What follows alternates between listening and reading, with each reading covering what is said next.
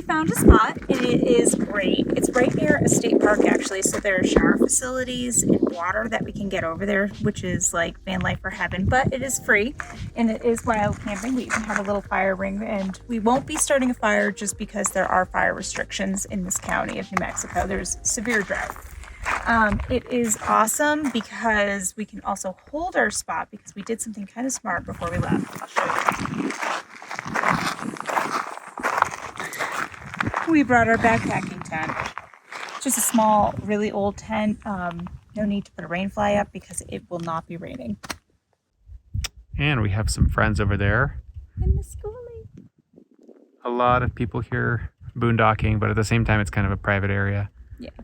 And now we're going to go explore White Sands. We drove into the dunes the very first night we arrived in the White Sands area. Only part of the road through White Sands is paved, so it took a little while to get to the very end of the road where the best dunes are.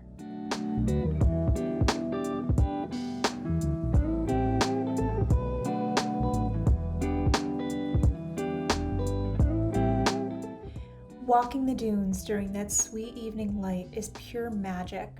The minimalist landscape inspired us, captivated us, and soothed our souls. As the sun got lower, the contours of the dunes highlighted by the golden light turned everything a shade of blue. We were in love.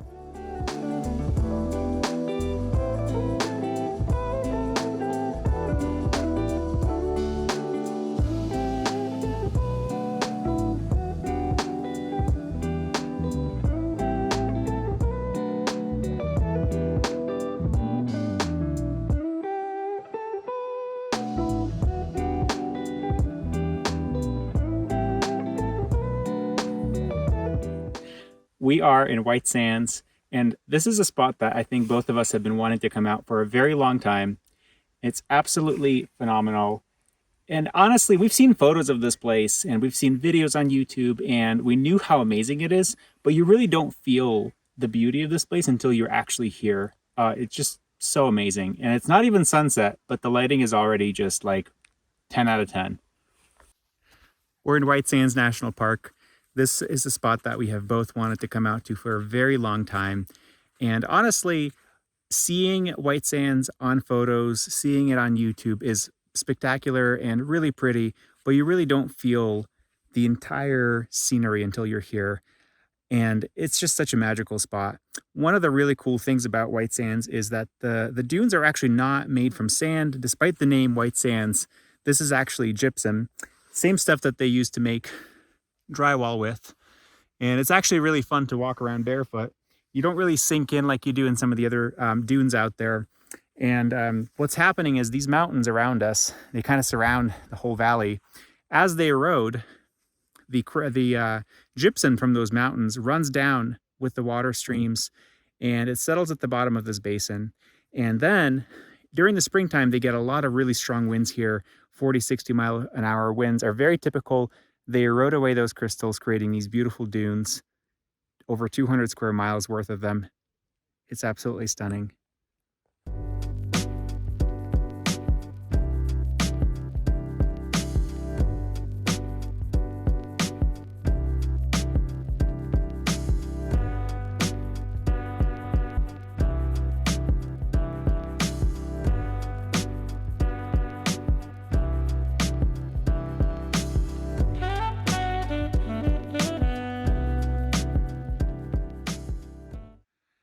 We have been just floored by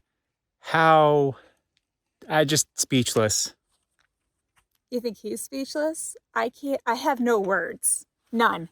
I am so happy. I've never been so happy in a national park before. This place is just so phenomenal. And it was a little bit nerve-wracking when we got in here. There were a lot of people in the parking lot, but it's just so big that there's enough space for everyone. Yeah, it's 275,000 acres, so plenty of space. Look Look at that sunset.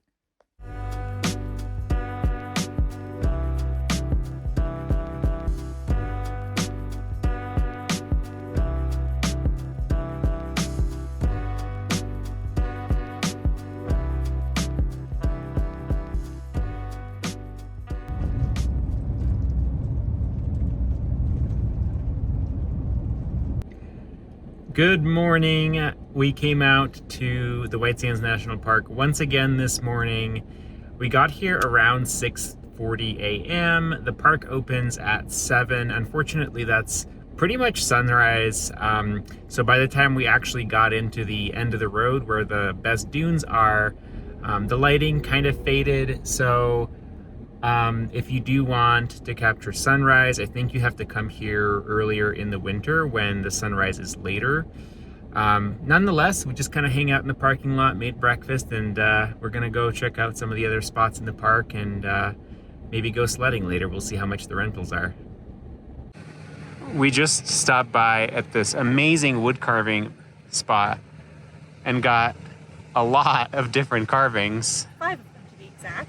These are just the little Four of them, yep. This is the big one right here. We got 5. Super excited. Oh, we got this one too. Yeah, so 5. The bird box.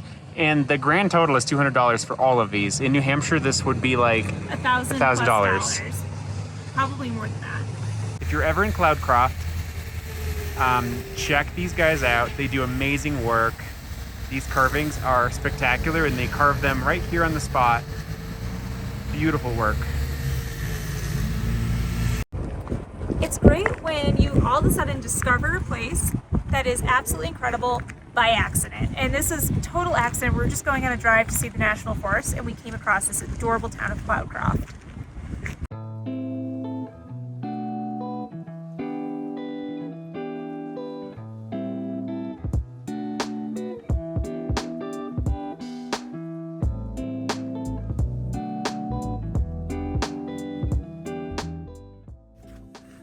Can you imagine coming here right after the winds end? Yeah, I mean, probably if you come here around early March, late February, it's like pristine. We decided to get out for sunset again. We loved it so much yesterday. It can't be a once in a lifetime thing. We gotta keep doing it. Yep, so we are actually hiking much further out today. It is a Saturday, so there's more people, and we're trying to walk farther back to find some pristine sand. And it looks pretty promising so far.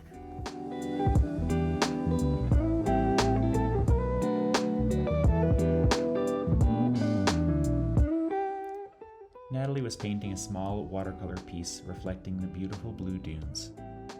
At one point I laid down and looked up at the feathered skies, listening to nothing but silence and the sound of the brush on the piece of paper. That was a pure moment of bliss, connectedness with the universe.